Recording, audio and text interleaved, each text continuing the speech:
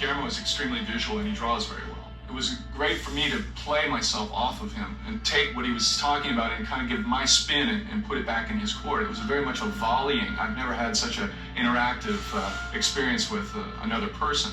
We did a set that was called The Bible that Ty Ruben Ellenson did.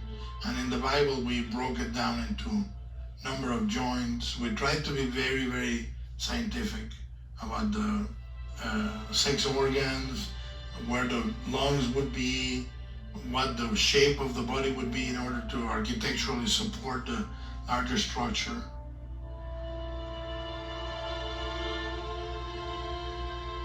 The first time we see the young nymph, it's running around inside of a little cardboard box, and it's primarily a real anatomy of a cockroach, which we've kind of modified to give it a more kind of stealth, evil, razor blade type of appearance.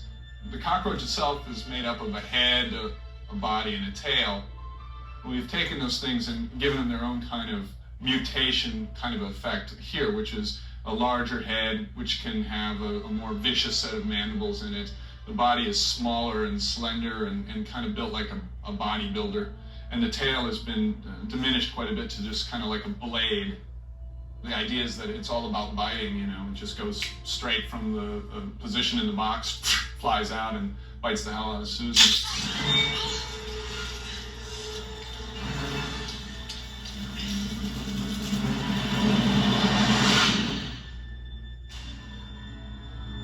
What we have here is a near final mechanical test of our Mimic Hero head.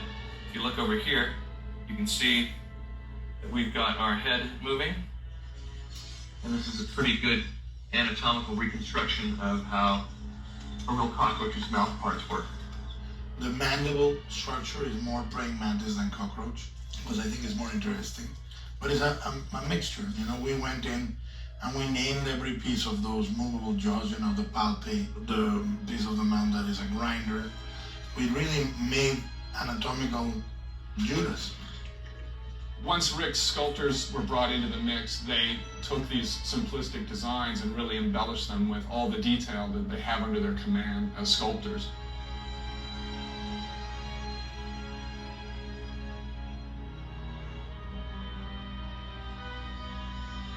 And you can see that when it's closed up, it's kind of human-like in its form. Sort of looks like a thumb and a couple of fingers there. But then he's got a nice deadly slashing and stabbing claw, and then these spikes to do some real damage. Basically, these things are big puppets, and they have a lot of cables and things, controls hanging outside of them, and people to operate them, and they can be very cumbersome to move. We'll go up to 16 puppeteers sometimes to make these creatures move.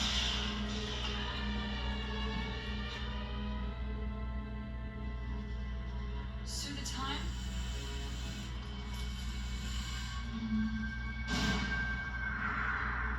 The Mimic is all about death, and I thought it was advantageous to introduce kind of a skull motif.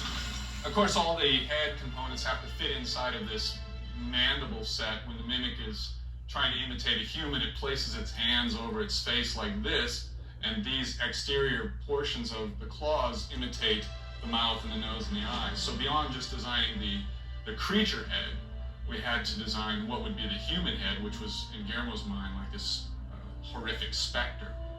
In the terms of 3D mimicry, like the face of a man, or light was fundamental. For example, when Susan is putting together the face, I have a glow stick moving around, and finally it settles and illuminates the face the right way. If a mimic steps into Fifth Avenue at 3 p.m., you know, the army would be there in 15 minutes. But if they are in dark tunnels, dark alleys, under flickering fluorescent lights, and they move really fast and between columns, you could buy the illusion. Light was definitely vital, and working with the DP, Dan Lauston, was vital to make the mimics look good as much as possible. The director's vision is important, and so working with Guillermo was great because we have a very similar sensibility, and he was able to articulate to me really what his interests were. We need it to be fast. We need it to be scary. It has to be alien but believable. It has to have a viciousness that reads quickly. Those keywords and ideas, then I go back and sit down and just start thumbnailing out ideas. Basically, in my approach is to look at forms, drawing insect forms from the real world, modifying them and so forth until I come up with like an icon or a basic design that I think is dynamic. We came up with a really good stuff. If God ever plans to do a giant cockroach, you should put a call into Tyrone and really figure it out.